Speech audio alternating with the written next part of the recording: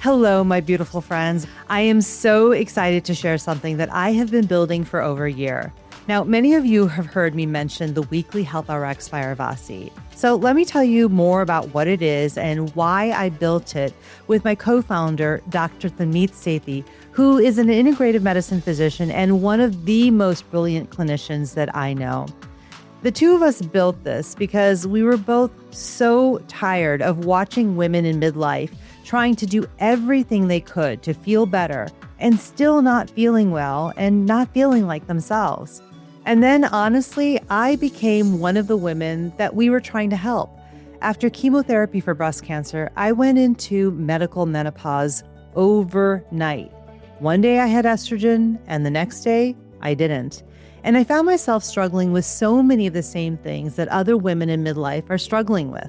The sleep that falls apart at 3 a.m., the brain fog, the weight that won't budge no matter what you do, the mood swings that you don't recognize, and the energy that crashes by 2 p.m. And honestly, nothing was enough. Not my medical training, not the generic wellness advice that was out there, not for me and not for the women that I have been trying to help for most of my career. So we built something different, the weekly Health RX. You can think of it like a physician in your pocket or your doctor in your pocket. Every week you get a short audio prescription from Tanmeet and me, built around your biology, around your Ayurvedic dosha or mind-body constitution. You get the science behind why generic advice has failed so many women going through perimenopause and menopause. And you get a like-minded community to build you up and cheer for you on your healing journey. This is how we end the guessing game for women in midlife, for women in perimenopause and menopause. No more wondering what works for your body. No piecing it together alone, because it's not in your head. It's in your dosha. Generic advice does not work. Personalized prescriptions do. So if any of this resonates with you, join us over on Substack. Go to weeklyhealthrx.substack.com. It's linked in the show notes for you. And you can sign up for free. That's where you start. And when you're ready to go deeper, the paid version is just $20 a month, less than one latte or green smoothie a week. And inside the paid subscription, that's where you get your prescription. Rooted in tradition, backed by science, personalized for you. So many of you have been with me on this podcast for the past 5 years, and you know what I believe, that healing isn't just possible, it's in your power. The Weekly Health RX is the next chapter of my work. I am so excited to share this with you, and I hope that you'll come with me.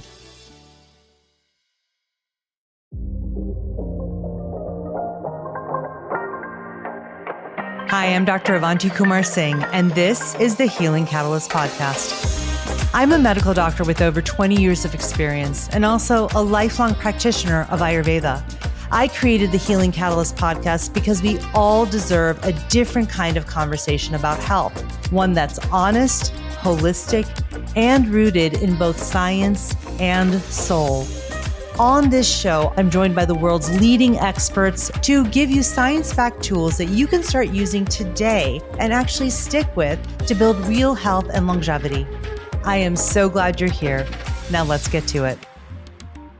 Hello, my beautiful friends. Welcome back to the Healing Catalyst Podcast. I'm Dr. Avanti Singh. Now, this is the third episode of our Summer Reset series and our last one on sleep before we move into food next month in July. And if you're new here, every other Tuesday this summer, we are bringing back conversations from our back catalog that I keep returning to and keep recommending to others. Now, sleep and food are the foundations of your health. Everything else gets layered on top. So before we add anything new, any new routines, new supplements, new anything, that foundation of sleep and food has to be solid. Now, this is our third sleep episode. We started with the biology of sleep with Dr. Michael Bruce.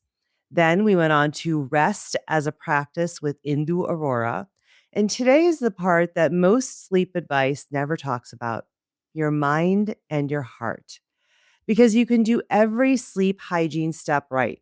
Get the morning light, have a cool room at night, no caffeine after noon, and still lie awake at 2 a.m. with your mind racing. That's not a sleep hygiene problem or a sleep routine problem. That's a mind and heart problem. Today, we're bringing back one of our Ignite episodes with Dr. Tanmeet Sethi, my friend, fellow physician, and co founder of Arvasi. In this conversation, we talk about why sleep gets harder for so many of us in perimenopause and menopause. And Tanmeet shares the most beautiful practice I know for putting your worries to sleep. Before I get into this conversation, let me tell you a little bit more about Tanmeet Sethi. Dr. Tanmeet Sethi is an integrative physician, a TEDx speaker, and the author of Joy is My Justice. She's senior faculty at the Center for Mind Body Medicine, my co founder of Arvasi, and she brings together modern medicine with ancient practices in everything that she does. One important thing to know: how your mind quiets at night depends on your dosha. A vata mind will race. A pitta mind will plan and plan and plan.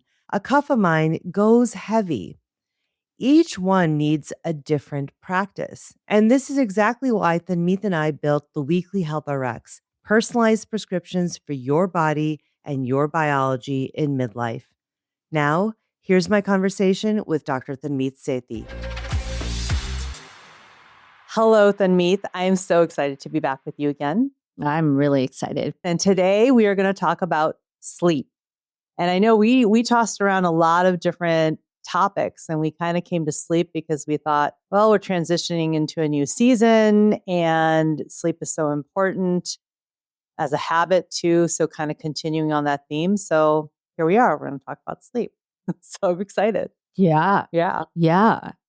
And we're also just past the sleep change, the time change, right? Yeah. Yeah. Which I think is, again, it's kind of hard. That 1 hour time difference kind of screws up everything, especially our sleep. It's a big thing. So, okay. So we're going to jump into all things sleep. Let's talk about the problem and why we're talking about sleep. In 2023, there was a study done by the Sleep Foundation in which they said that 37% of US adults reported that their sleep quality worsened in 2023 compared to previous years, which I find incredible because I feel like more people are talking about sleep and how could it be any worse than in the pandemic? Any thoughts on that? Yeah. Well, I wonder if it's the world, right? Like I think the world was stressful that I wonder if no matter what we know, it's just so hard to settle our minds and our bodies. That's been true for me. So I don't know. Mm-hmm. No, I think that that's a good point. Yeah. I mean, we live in a tough world and stuff is tough. Like everything, just being human is tough, I think. So yeah, absolutely. It does affect your sleep. And, the other report I looked at was a report done by the sleep organization, something. I'll put the source in the show notes, but it's a report of the state of sleep in America from last year. And it says that it's estimated that 50 to 70 million Americans, which is roughly 1/3 of the adult population, doesn't get the recommended amount of sleep, uninterrupted sleep, needed for optimal health on a regular basis. Like, this is a huge problem for a lot of us. It's not just a lot. Yeah, right? A third. And I feel like that number is probably even low. I don't even think that's actually accurate, right?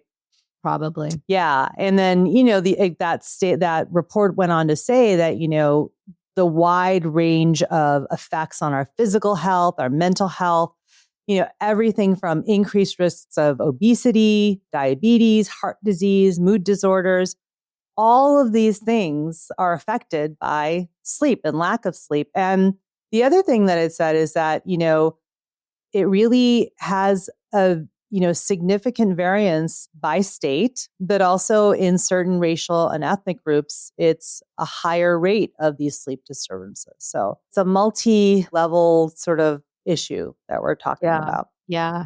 So yeah, and I love that we're talking about sleep because I feel like it is such a huge problem and it is something that may not be easy for most of us, but it's free. Yes. And there's a lot of gadgets and, bro talk around how to sleep. And I feel like it's nice to just go over kind of some simple, accessible ways to improve how this huge part of our health could be optimized. Yeah, I agree. Because, it's much beyond the health trackers and stressing about like how good was your sleep and all this stuff. So, but, we'll get to that in a second. So let's go back now to the mechanics of sleep. Now that we know kind of what the problem is, the mechanics of sleep. So just for the listeners, just to explain, and I think the reason I really wanted to talk about this with you, Tanmeet, is because I think when you to understand that there are these different stages of sleep and what those stages of sleep do for us physically, it makes it much more understandable, like why sleep is so important beyond just getting rest, right? So there's two stages of sleep, non-REM sleep and then REM sleep. In non-REM sleep, you've got three stages. There's like this transition to sleep, which you're going from wakefulness to more sleep. And you're kind of like everything starts to relax and slow down. Your breath, your heart rate, your eye movements, all of that kind of stuff. And then stage 2 of non-REM sleep is this sort of light sleep before you get into the deeper part. They say it lasts about 20 minutes and then everything slows down further.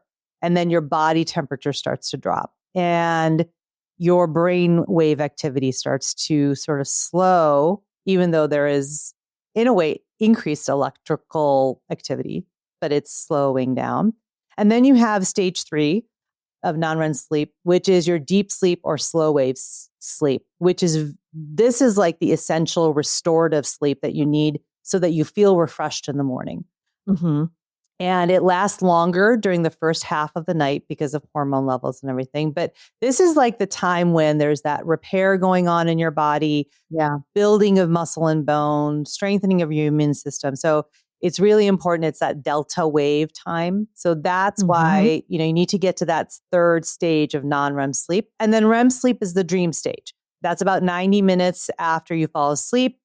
And the REM sleep length will increase as the night progresses, with the longest period like right in the morning hours. And it's called REM because it's rapid eye movement. Your eyes are moving actually in all different directions. And the brain activity is sort of like it's being awake. That's when you're dreaming, even though your body is relaxed and immobilized. So you can't actually act out your dreams, but your brain is quite active. So those are the two stages. And then maybe we could talk about sort of why each of those is important. So why non-REM is important versus REM. Yeah. So we'll start with the REM, I guess, since you just talked about it. So REM sleep is important because that's supposedly, and not supposed, science shows, but to understand how it's not only when we dream, it's when we consolidate memories and learning. Like when we, I think about it for people who are trying to practice a presentation or they're in school and how you're studying or practicing and then you sleep, and that REM sleep is actually how it gets cemented and really imprinted. And so that's super important for us to, it's also where there's a lot of work being done around that memory consolidation of it's how we really understand our memories as good or bad, harmful or good. And that data is emerging of how that happens. That I find that super fascinating. Yeah. And then when we're in that deep non-REM sleep, then that's where we're doing, as you said, the muscle bone growth and repair. It's where we're actually anti-inflammatory cytokines are being produced and we're actually decreasing inflammation in our body. We're really cleaning up our body. We're doing a little, what, if you want to think of it as like a little detoxification.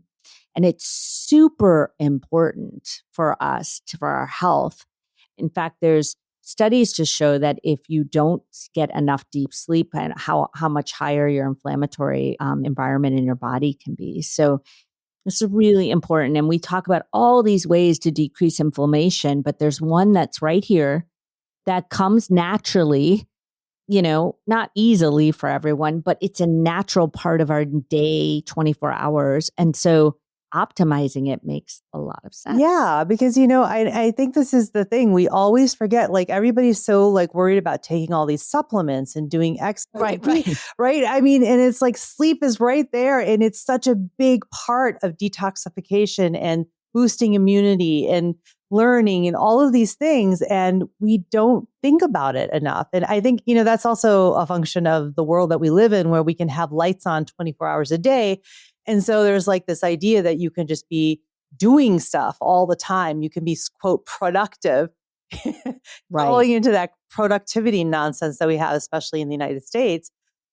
People will give up their sleep. I think it's, yeah. So it's a great reminder, I think. And it was helpful for me to even like review the mechanics of sleep, and think about that again. Like, yeah, there's a lot of stuff that's going on.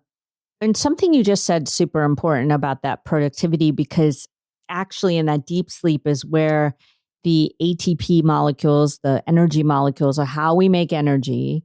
That's where we kind of clean up the byproducts of that and refuel to make more ATP the next day.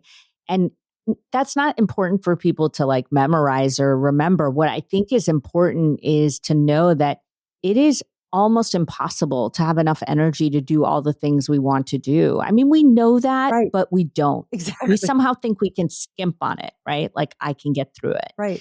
But it's a big deal. Yeah. Yeah. And also, building on what you're saying, there's also this, another system that's sort of in the brain and the nervous system, which is the lymphatic system, which is kind of like that lymphatic system for your central nervous system, right? Where we're removing those waste products during sleep from the brain that are accumulating while we're awake. And it's really, really important. And this is, again, the lymphatic system is really active during sleep. So again, we need this time to clean up our brain so we can function better. Yeah. And it goes to that productivity thing. It's like, I've been saying this a lot, is that we use so many words interchangeably. So like productivity, a lot of people will think that means efficiency, and it's not the same thing. Because you could be, quote, productive and like just crossing things off of a list, but are you really efficiently doing it? And that's where I think like understanding how sleep is so important for your efficiency to be able to do things in an efficient manner so that you're not like just taking an hour to do something that might take 15 minutes. I think that makes a big difference, right? It's huge. And you're making me think too, I mean, language is so important, right? That I think we know so much wisdom about sleep. I mean, going back to that REM part where we have our memories and our learning, we also process our emotions around it, right? I was saying that. I think that we know that in our wisdom. So we'll say, if you're really sad or angry about something, people will say, get a good night's sleep and let's talk about it in the morning. And that's actually not a bypass. It really matters. So if you're actually processing emotions and waking up with an understanding of where you are around it. And so I think I think what we're saying as a whole is that people look at sleep as a non-doing state. Right. And I think, yes, it is a restful state, but it's not a nothing state. It is a state of so much metabolism, of biochemical factors, of neurotransmitters, and of emotions and processing, our thoughts and our learning. And so there is so much happening there that, that's why you get so much activity in a sleep study. You can watch people's brains. And I think it's just this underestimation of the power. Right. No, and mic drop, because what you just said is so good, that we look at sleep as a resting time, as a non-doing time, but actually there's so much happening. I think that's so good the way you just described it, because it's so true. And if we look at it as more than rest, which of course rest is so important, but there's so much that's so important for our functioning, for our health, that's going on during that restful time. It's a doing time, actually, in a lot of ways, right? Yeah. And you said it actually in the beginning, you said it's a repair state as well, right? So that's it's rest and repair. Yes. Yeah. Super important. Okay. So the other thing I wanted to talk about is, before we get into some of the tactical things that we can talk about, like how to improve your sleep, is let's talk about one more thing as far as the mechanics go, which is the influence of light and hormones on sleep. Sort of the master hormones of melatonin and cortisol and how that affects our sleep. Do you want to dive into that, Tanmeet? Yeah. So, we all know, right, that we have a rhythm that we wake up with the sun and we, at some point, and we go to bed in the dark, unless you're a night shift worker or in jet lag. And there's a reason for all that, right? When we get up in the morning, our cortisol levels are at their highest because that's what gets us up. It tells our body that it's time to get out of bed and to give us some energy to do that. In the morning, our melatonin levels are at their lowest because that also gives our body the signal like this is over, now you can get up.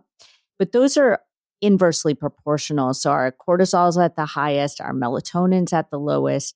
And then those go into a pattern where you can't see me, my fingers are moving, but they go into a pattern where the cortisol goes down through the day to the evening to get us to sleep. And the melatonin goes up through the day to the evening to make us also stimulate to sleep. But there's key things that make this cycle work.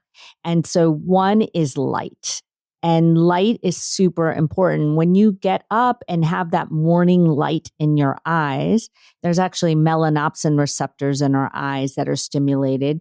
And those actually set off that stimulation of melatonin to slowly go up through the day. Also, when the dusk is coming and the light is waning, that also gives our body stimulation, that dusky light, for the cortisol to go down and the melatonin to finish coming up.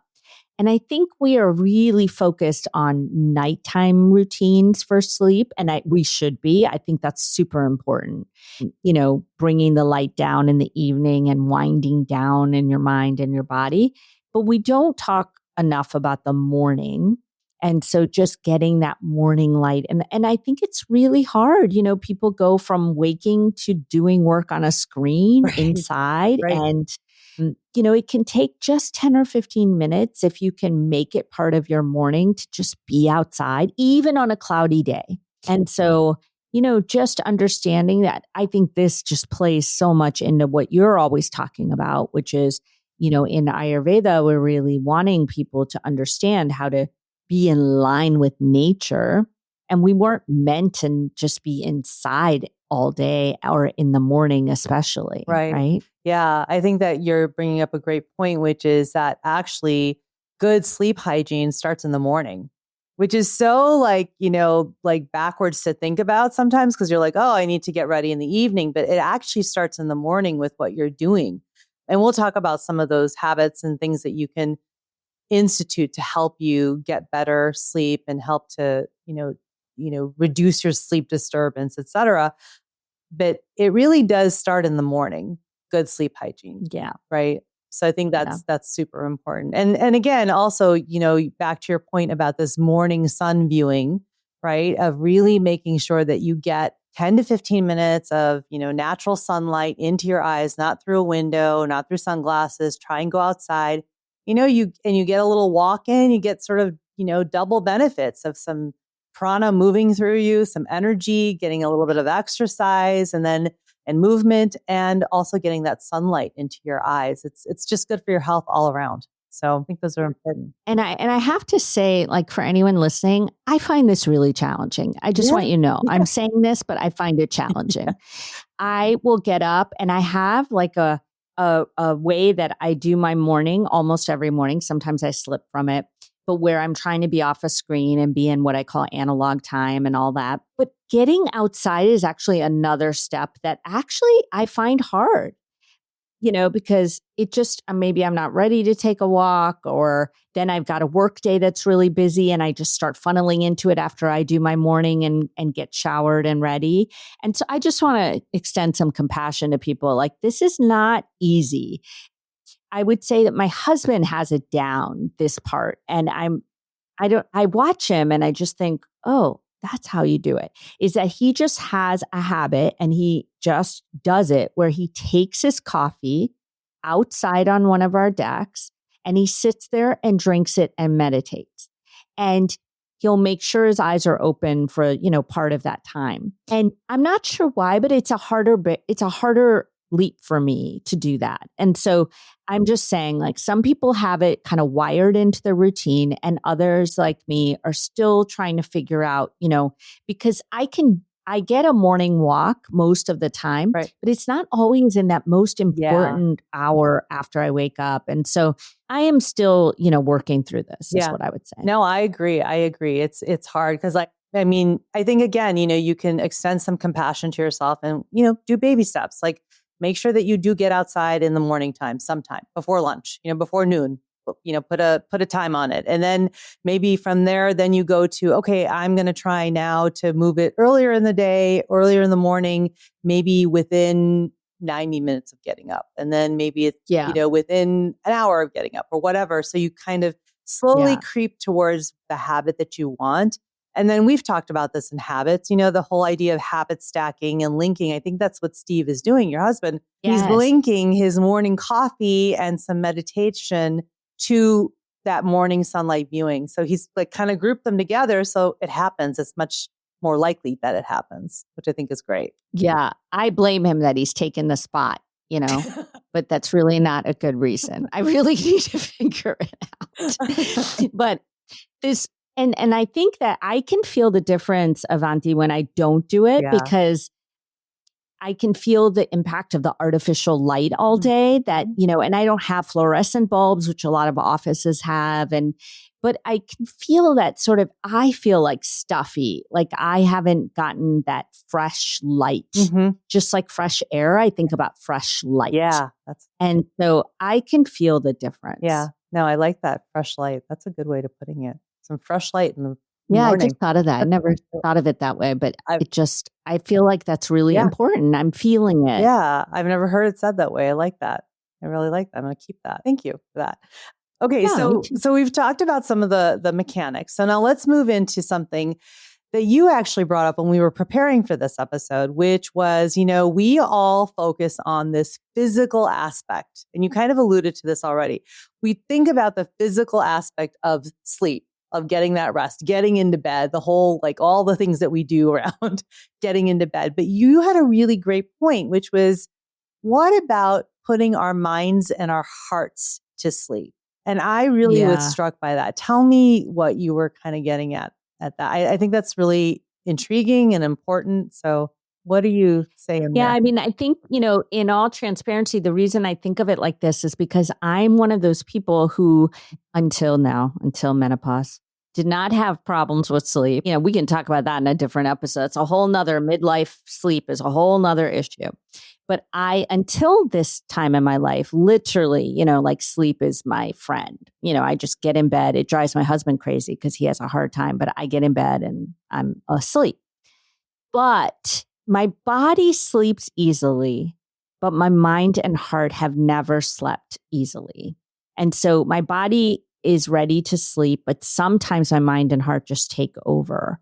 And I'm one of those people who, maybe people listening can resonate. I can just play back the day. I can really get caught up in the hard parts of the day and the negative parts of the day. And so I really had to start thinking of it like this, where I would go to bed and think, okay, my body feels tired, but what about my mind and heart? How can I let those wind down to go to sleep?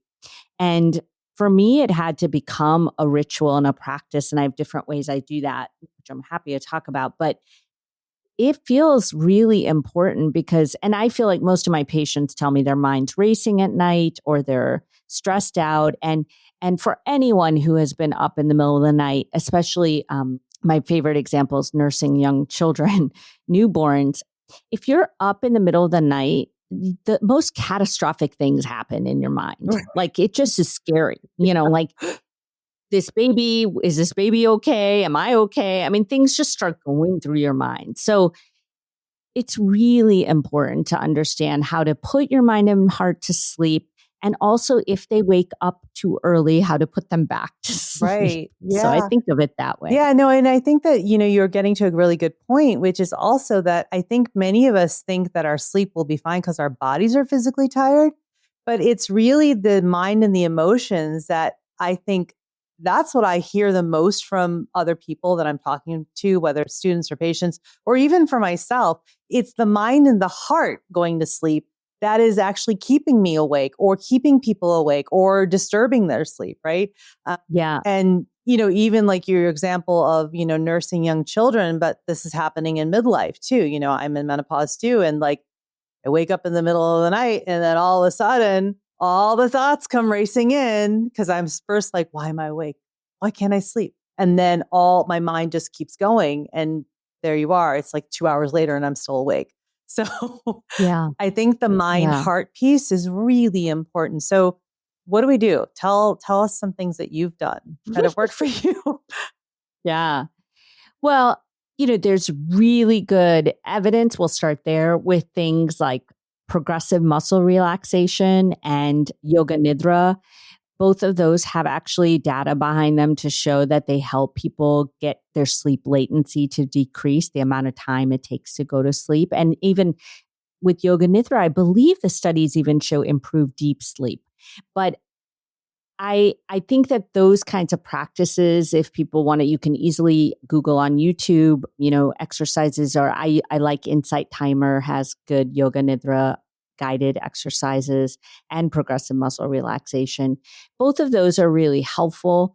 I also actually just not developed, I don't own any of these. What I mean is I decided to create for myself age-old wise imageries that are used. I didn't make it, but I try to sometimes, if I really feel my mind and heart racing, then I try to put the worries to sleep.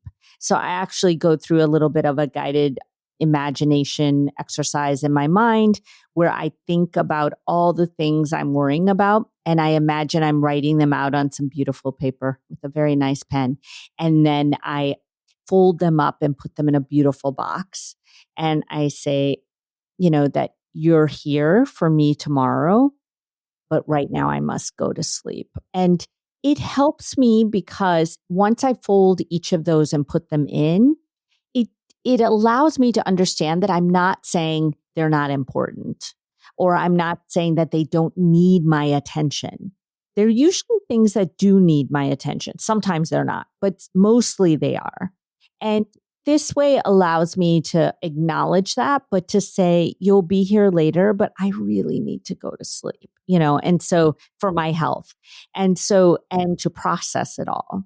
So that's one thing I do a lot, but I mean, those other exercises are beautiful ways also to relax. And then I would just add some simple deep breathing, right? I mean, I know it's not always easy for people, but it is a simple exercise to breathe into your belly and exhale out so that your belly's rising as you breathe in and falling in as you breathe out. And doing that is not only good for your nervous system and your health, but it's very good for getting yourself relaxed to sleep. Right. Yeah. Okay. So let me go back. How about you?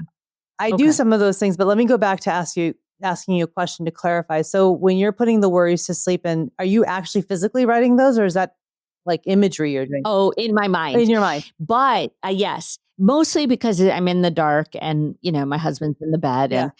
But I will say that I have counseled patients to have a journal next to their bed if they need to, and to actually write them down. And some people like that better than imagining it. So I tend to imagine it, but you can definitely just write them actually down. Yeah. Okay. I just wanted to thank you for clarifying that. Yeah. I wasn't sure if you said that you were imagining it or if you were actually doing it. And so I think to your point, you can do either. I've found that putting a little notebook next to my bed helps me. So especially in midlife, when I'm waking up in the middle of the night and then I see myself going down that spiral of just, my mind going, spiraling. I have a notebook and I just write things down so that I don't feel like I'm going to forget something or, whatever. It's silly things, but it just helps me to write it down. And sometimes that makes me sleepy just trying to do that. Yeah. Well, and I like what you're saying about,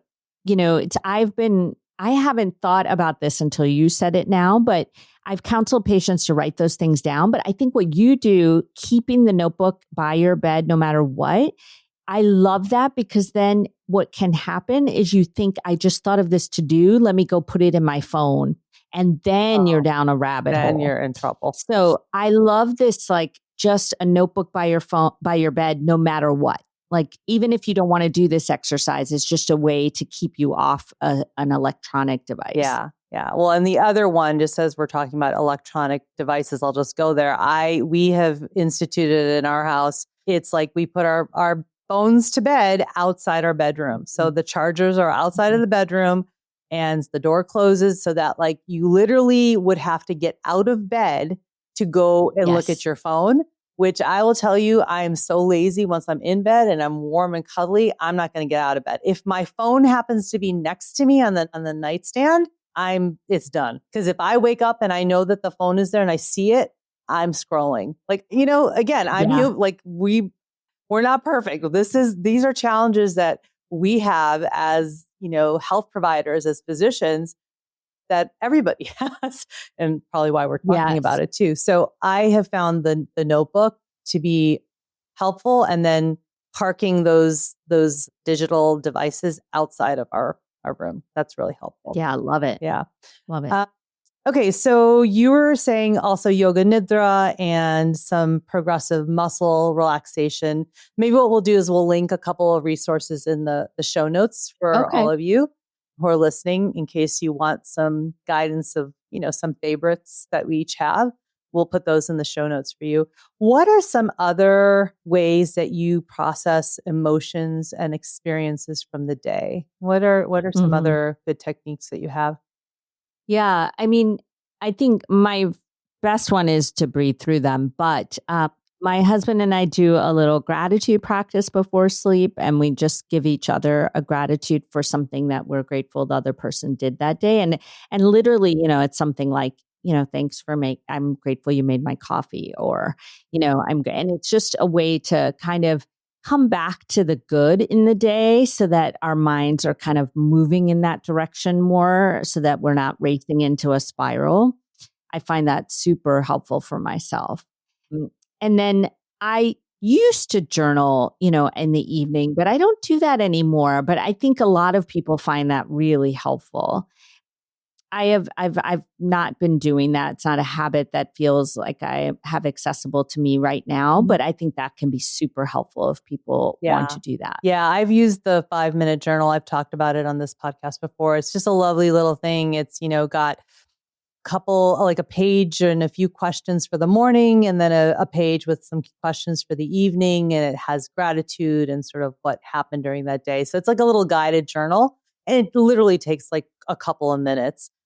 And that's a nice way to just have that next to your bed, and then do that as part of your exercise, so that you can get some of that stuff out of your head. I found that I was writing a lot more at night. And so I started doing this extra, notebook next to me and just writing more. I think that, again, like writing things out and sort of like brain dumping the stuff that is going on in your mind can really help. And then I also think that, putting a piece in there where you're also sort of acknowledging the emotions that you have, like what's on your heart. That's also helpful. I found that really helpful, especially last year through that breast cancer journey. I had a lot of emotions on my heart, more so than even in my mind. There was just so much to process. So I actually started like drawing a heart and just like, writing out sort of things that were on my heart. And that helped me at times, not always, but it did help me, I like that. Yeah. So that was one of the things I do. So let me ask you this, with emotions and sort of like what's happening on your heart, how do you say that people can sort of help to check in on their emotions throughout the day? Because we were talking about how, the best sleep hygiene starts actually in the morning. And I think for so many of us, we have all these things that are happening all day long, and we rarely take any time to just stop for a moment and process it, or acknowledge it even. And so by the time we get to the evening, it's just like all sitting there, like, because you haven't even taken a moment to get rid of it as you go. It's like all the stuff is just like piling on. What are some things that you might suggest for that? Yeah. I mean, I think that in the morning, I like to check in with myself and see where I am. So just to start the day. To me, it's an act of resilience to really check in with myself and see what I need and where I am. Now, everybody has different ways that this works for them. For me, the most common ways I do are in a meditative exercise. And there's three main ways for me: a meditative exercise, reading some poetry, and or this one will surprise you maybe. I often will pull a tarot card. So really? That's awesome. Yeah. But because it's just a reflective exercise. And so I love them. They're tactile. They're beautiful. I have many decks because I'm kind of obsessed with them. And I'll pull one and then just see what it evokes in me in terms of emotions. But those three ways for the very first part of the morning, I actually, in later in the morning, or like I said, later in the later morning or day, when I do get to my walk, that's a big way that I check in with myself. Movement is one of my best ways. So those are the ways I check in that first part of the day. But I think that for many people, that kind of guided journal that you talked about, the 5-minute journal, is a nice thing in the morning too of starting out, or morning pages from Julia Cameron, which many people do, from The Artist's Way, some kind of writing or free writing exercise where you get things out in the morning. And then I feel like let's stop there because I was going to say something about the rest of the day, but what do you think about the morning? Yeah, no, I think that those are really, really important. The getting things out of your head, like that's a theme for me in the evening and the morning, throughout the day, like just like emptying all of those swirling thoughts that are in my mind, but then also the things that are on my heart. And I think just getting, just becoming aware that it's not just what's in your mind, but it's also what's on your heart. So checking in with your emotions and not just what's swirling in your brain. That was a really important sort of realization that I had, especially last year, was to really focus in on the emotions. So that's one. Another one, and I think we're going to get to this, is coffee. Like thinking about limiting coffee. Now, I know this isn't exactly emotions and mind, but I do think it plays into that, because if you have too much caffeine, it can make you more anxious and it can make your mind race more. And so I do think that really limiting caffeine and sort of being very particular about when you will have it and when you won't is important. So like for me, some of the things that I really have gotten in the habit of is making sure that I wait like 90 minutes after waking up to have my first cup of coffee, because of the whole adenosine receptors, and the adenosine clears, and so then your caffeine can attach to those receptors, so you actually get a bigger bang for your buck for having that coffee. But then I also make sure I limit the coffee and I don't have anything after, like most days after 11, but some days after 1. So I don't know what you do with caffeine. Yeah, well, this is what I do. I don't have it anymore. Really? Oh my! Yeah. How are you doing that? Well, can't even imagine. Oh my gosh. The reason I don't, Avanti, is because of what you just said. It was making me anxious. And so I could start to feel, just a little backstory, I'm not one of those people who drank coffee their whole lives. Right. In fact, I went through med school, residency, 3 children, nursing, delivering babies for 20 years, and no coffee. Really? Wow. Yeah. Okay. Yeah. Coffee was not my thing. And it wasn't because I know I'm sensitive to it. And so I never knew when I could get sleep on a labor and delivery call, or, and so I didn't want to interfere. So I just didn't drink coffee. I maybe had 1 cup a month just as a fun thing in an afternoon because I loved the taste, but I didn't drink it really. And then fast forward the last sort of 5 years, I don't know why I didn't use it before, but now I've been drinking coffee every day. And I just love the taste. I love the smell. So it became more of a ritual. But slowly but surely, I realized that I was kind of on edge. And I think at first I was attributing it to the world and the pandemic. And, there are many things to be on edge about. For sure. But I was realizing, like, no, Tanmeet, you're on edge. I mean, you're anxious and it's not your normal, So I had to take it out to see, and I did. And it's the caffeine. Wow. I don't even know if I could do that. I'm a living testament to eliminating caffeine. Wow. I had to find a new ritual in the morning because that was really important to me. And it took me a while. I tried every drink made now to get you off coffee, and none of them were really working. I finally found one that I love. And so that's what I'm doing every morning. Instead, it's a warm cup of fresh cacao, like real pure cacao. And it's really good. And I feel like it has that same warm, earthy taste. But yeah, no more caffeine for me. Wow. I'm impressed. I don't know that I could do that. Well, I mean, I guess I've done that. And I actually, to your point, I never had coffee till I got to medical school, never before that. So, and even in medical school, I didn't drink it that much. So I was not a coffee drinker either. It wasn't until I think after I had kids that I started having it every now and then. And then it became a ritual and it was a really nice thing. And next thing I knew, it was a habit. But it's interesting because I can go like every other day and sometimes not have it. So I'm not like completely addicted. I don't even know if that's true. I am addicted. I mean, not.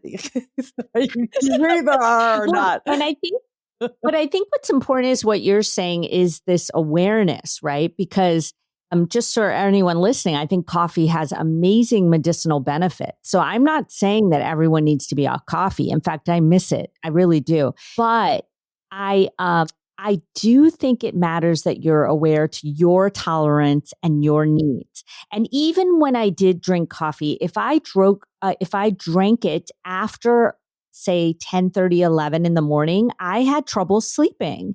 And so I knew I was sensitive. So you do have to find your you can't just assume that you are all immortal with coffee, that you can do whatever you want. I mean, it lasts in people's systems in a normal system for 12 hours if we want to count. But I have a genetic polymorphism that makes it last much longer. And so I can't have strong coffee. So even now, if I accidentally have a little caffeine, I have to watch myself if I accidentally got coffee that had caffeine. It's because now sometimes I'll have a decaf coffee in the afternoon. And if it's accidentally not decaf, I have to throw it out because there's no way I'll make it through the night. Right. Exactly. Yeah. So I think you bring up some good points, which is, all of us metabolize coffee at different rates. And so this is a very individual thing. We're sharing our individual experiences. And again, I think the point here is that if you're having trouble sleeping, look at your coffee consumption, look at your caffeine consumption in whatever form you're having it, even in tea, right? And what time are you having it? How much are you having it? How late in the day? Because that can all be affecting your sleep. And it's a simple thing that you could just, reduce or, limit in some way that will make your sleep much better. So that was that whole thing.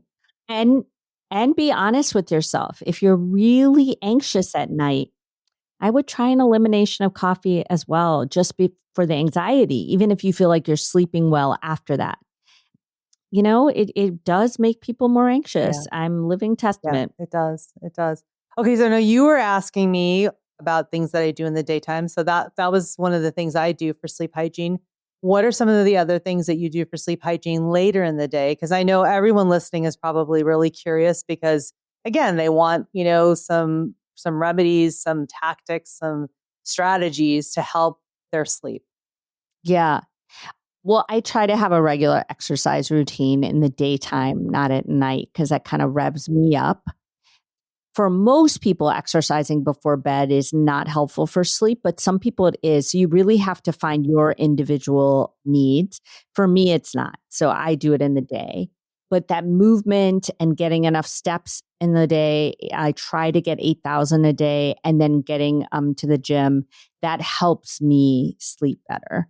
And I can feel it if I, for any reason, travel or otherwise miss a couple of days, my sleep, I can feel the difference. So that's a big one. The other thing is that I find that emotion check-in, what helps to dampen the nighttime racing is to actually name emotions as I go through the day. So you're not really processing and managing all of them necessarily, but there's neuroscience to show that if you name them as they're coming up, that actually allows the amygdala in your midbrain to dampen its threat signals. And it allows you to be more in your frontal cortex and engaged. And so you're less in this fight or flight mode. So meaning, if I'm really having a hard day with sadness or anger or frustration, I'll just through the day also be naming it frustration, anger, whatever it is, and letting my amygdala kind of calm down. So that's a big one for me. So that is so counterintuitive, because I would almost feel like if it was one of these emotions that we think of as quote negative, even though there's no such thing, right? All emotions are helpful. They're telling us something. But, something like frustration or anger or sadness, I would think that naming it and sort of like recognizing it and saying hello to it would almost like send you into a place of like more anxiety of like, why am I feeling frustrated? Why am I feeling angry? Why am I feeling sad? And like that would go on throughout the day. Is that not what happened? I mean, right. No, you would think so. But what the science shows is that it actually, the more you suppress the emotions, the more your body's physiology is activated.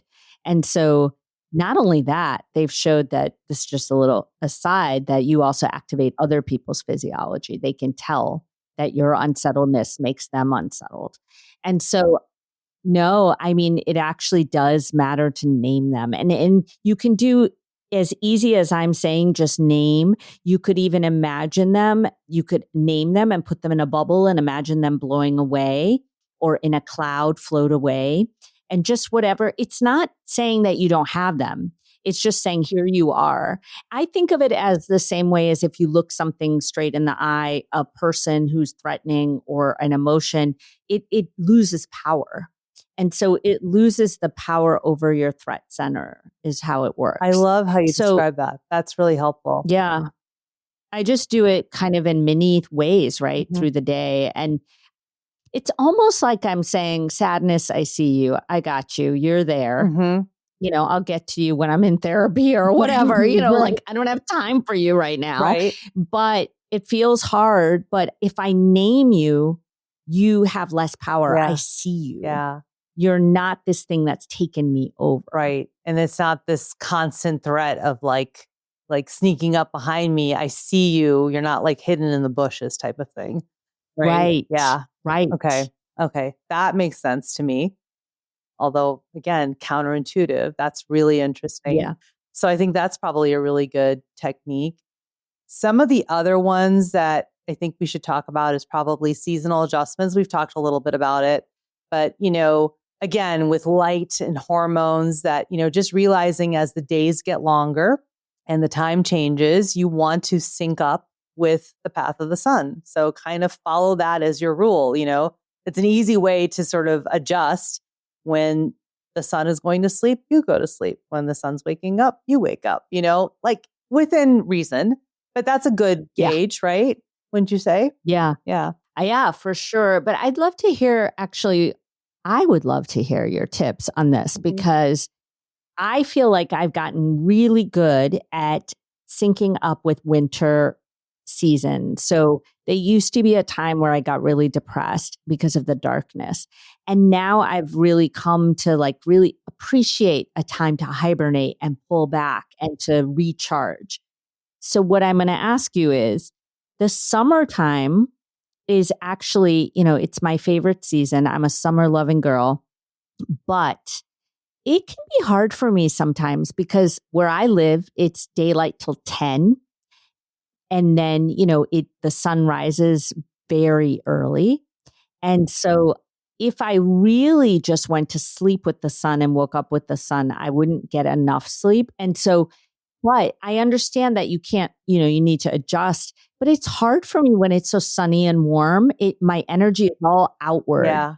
So what are the things you tell people sort of Ayurvedically to do to kind of also help balance? It's almost like it feels like a very activated state. Yes. And it is. And I think the point here, so I'll start with, this is a very good question. People ask this all the time. The first thing to remember is that if you sync with nature, you're going to have these natural fluctuations throughout the year. So we're not saying that like throughout the year, you're going to be up till 10 o'clock at night and waking up at 6 o'clock in the morning, right? So it's a seasonal thing. So your body can handle it better. So that's the first thing. The second thing is that I usually just put into sort of, kind of a subconscious rule is that like I try to get into bed no matter what time of the year it is by 9:30 p.m. latest. Doesn't matter if the sun is out or not. I just try and stick to that bedtime. And then I really do more adjustment with my morning time routine, like sort of like when I'm waking up and I wake up with the sun. I find it very difficult to wake up when the sun is not out, when it's dark. I find that really challenging.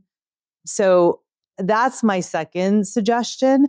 And then the third is, sort of like lean into that energy. I think that, having that energy of summer of, it's outward, it's energetic, you're out with people, you're doing things outside, like enjoy it and don't stress out about it. But again, if you have sort of that, like, top sort of like that time that you're not going to go past of being outdoors and, social and most nights anyway, of 9:30, I think that can keep you in check. That's like the simple answer from my perspective. Yeah. Yeah. No, that's helpful. I think, I can find myself just wanting to do so much more. Yeah. Yeah. And I think that, again, leaning into that, it was interesting. This is bringing up a conversation I had with someone in Iceland when I went a year and a half ago. And we were talking to them because we were in Iceland in December. Okay. And so, I mean, they had just a couple hours of daylight. Like, I mean, the sun was setting at 3:30, literally, and not coming up till 11:30. It was really interesting. And so we were talking to a lot of the locals and saying, like, how do you deal with this? Because this is extreme of that seasonal affective stuff going on for us, here in the Northern Hemisphere. Like they have the extreme.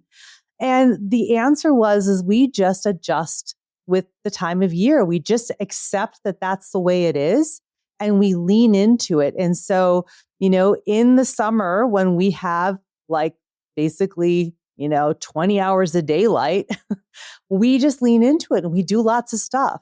And then, I mean, and again, they have extremes, right? So they can do this. Yeah. And then when the days are shorter, they just lean into that and they're indoors more and they go to sleep more. And, so I think it's a nice message of like, just kind of lean into it and be okay with it. It doesn't have to be that strict, but yeah, I don't know. Yeah. I like that. Yeah. Yeah. Okay. So that's seasonal. And then bedtime routines, because we've talked about some of the daytime stuff. What are some of your bedtime routines to help improve sleep? Yeah. Well, I mean, I try to actually turn off some lights and sometimes we can just have candles as well. Not totally in the dark, but I'm just saying some softer light. And then, just that sort of wind down of like slowing down. And, I'm not sure. There was a recent study I just heard that on blue light that it wasn't as impactful on sleep as we think, from the screens. I think that that's probably true. I think it's what we're doing on the screens that I think is impactful. And so trying not to be scrolling or, on work stuff, in that last hour or two before bed. And then I really try to not eat late. This is a huge one for me. Is that the latest I like to be done with dinner is 7. And even if a little earlier is better for me. But if you eat too late, I try to keep at least 3 hours in between bed and dinner. It's really hard for your body and to understand that it's time to rest because it's literally in go mode, metabolizing mode. And so it's very hard to get good, deep sleep. And so not to mention it's inflammatory because your insulin's going and, there's all kinds of ramifications, but I would really try not to. And I do not snack after dinner and it's a hard and fast rule for me. So I just don't do it. Yeah, no, I would agree that the food is a big one, like eating early, that is. And again, like the caffeine, again, we all sort of, sometimes make things more difficult than we need to. And like these simple things, if we could just like sort of look at those and say, oh yeah, I'm eating really late. I'm eating these really hard to digest meals at nighttime. It's really heavy. My body's having to work really hard before it goes to sleep. And so it doesn't know that it should be asleep and not working on digesting, or metabolizing, right?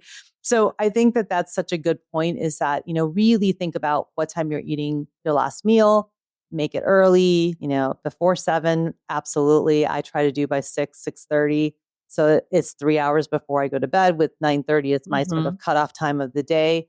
I think that that's a really, really important thing. So those are some of the body things. Yeah. And then the other one is, really just being careful with, like you said, you've cut off caffeine, but, you have to be careful with alcohol. Yeah, for sure. It disrupts your sleep. No way around it. It may feel like it gets you sleepier. It kind of does. It increases GABA in the beginning, but it will disrupt your sleep after that. And so the architecture of your sleep just cannot be solid with alcohol. And so, you got to find your limits. If you're a person who likes to have a glass of wine with dinner, then maybe, just kind of test how much is too much for you. But there is no sort of minimum good amount, right. Sorry to say. Yeah. And so, that's kind of something everyone has to find for themselves, a sort of balance between what you enjoy and what you need out of your sleep. Yeah, exactly. And I think it comes back to sort of what we were talking about before, which is just becoming aware of how things affect you and the choices you're making. There's no good or bad, I mean, the science is what the science is, right? That, alcohol, no matter how much or how little you have, will disrupt your sleep. That is just the data. That's the truth. Yeah. And in addition to that, we make choices of, how it affects us and what we're willing to do and not do, and the effects of knowing what the effects will be. So like, if I have any kind of alcohol, I know that it's not going to make me feel good. I really abstain a lot from it. I don't have it much, but that doesn't mean that that's, good or bad. I just know the effects of what will happen to me the next day, and it's just not worth it to me. So again, there's just that awareness. Yeah. And then there are times when, I'm with all my friends and I want to have a glass of wine, and I know, well, I'm going to have kind of shitty sleep tonight, but that's okay. I, enjoyed a glass of wine to celebrate something with my friends. So, that's okay. Yeah. Exactly. So. And then the other thing that I find, I don't know if this happens for you, is that, there is this sort of, with the circadian rhythm, a natural inclination to feel sleepy after dusk. And I find that if I really tune into my body and I know when I'm feeling sleepy, you know how you can override it, like, but, I'll just stay up a little longer. I will get that quote unquote second wind, and it will be very hard to go to sleep. And so I try to listen to my body's signals when it says you're tired.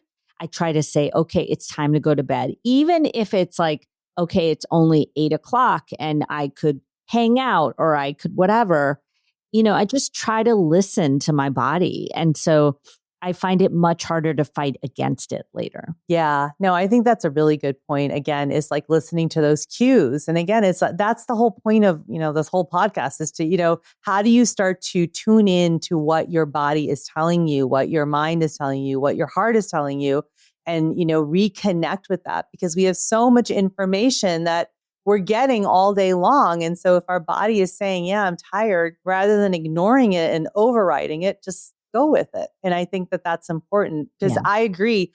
Anytime that I've tried that I override it, I have the worst time getting to sleep than later. It's like, it's done. I don't even understand. Sometimes it's like, wait, but I was sleepy an hour ago and now I'm not. I know. Wait, what? How did that happen? But literally you get a second wind and then you're like, God, I missed it, So exactly. Yeah, I think that's and then, I think if anyone's listening who's feeling like, oh, but I don't want to deprive myself of caffeine or alcohol or a movie on Netflix or whatever.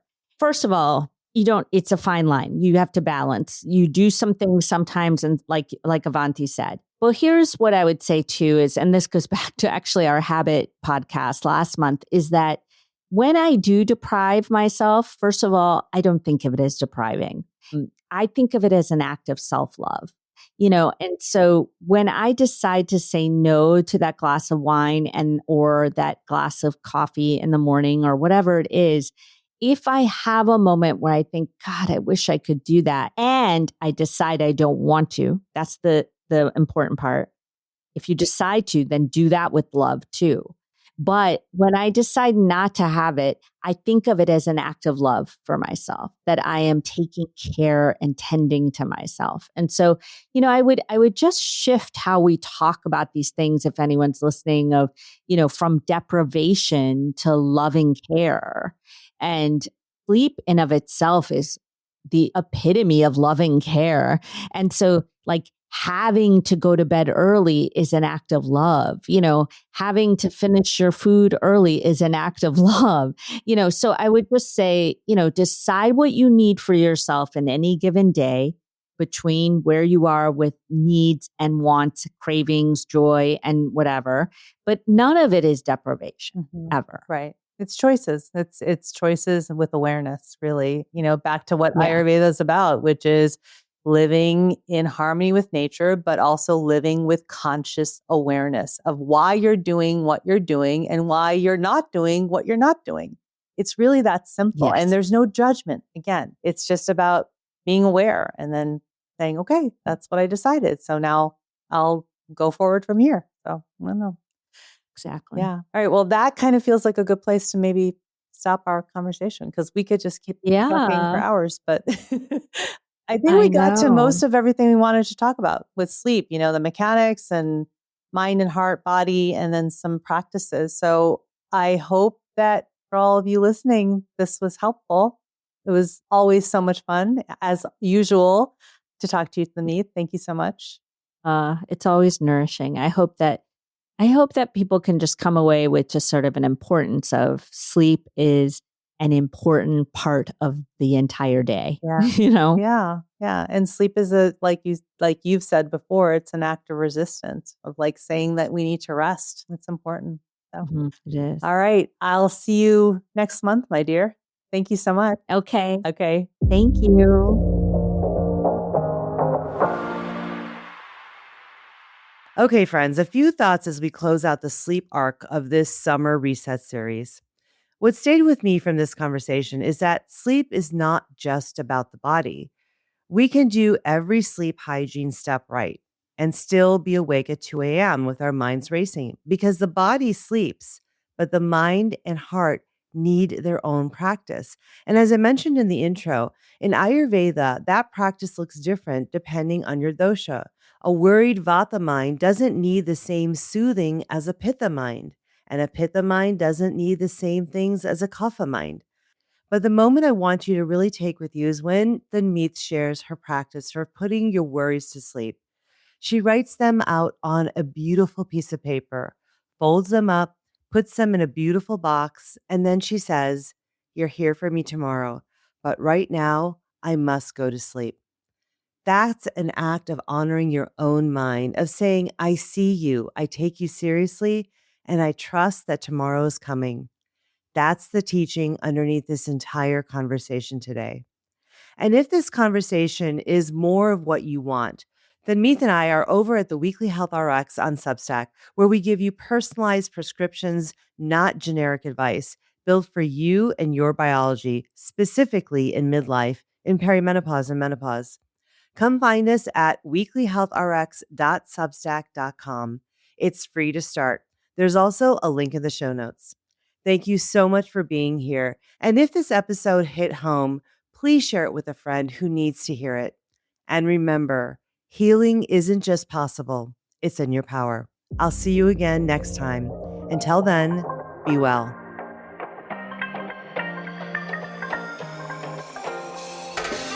Thank you for listening to The Healing Catalyst. If you found this episode helpful, please hit follow and share it with a friend. And if you feel inspired, please rate and review, because it helps others find this podcast more easily. For more insights and tips, head to my website at avantikumarsingh.com. And to connect with me directly, find me on Instagram at avantikumarsingh. I loved sharing this episode with you. My hope is that you heard something today that sparks a catalyst in your healing journey and helps you build lasting health. Be well, and I'll see you next time. This is a Dante 32 production.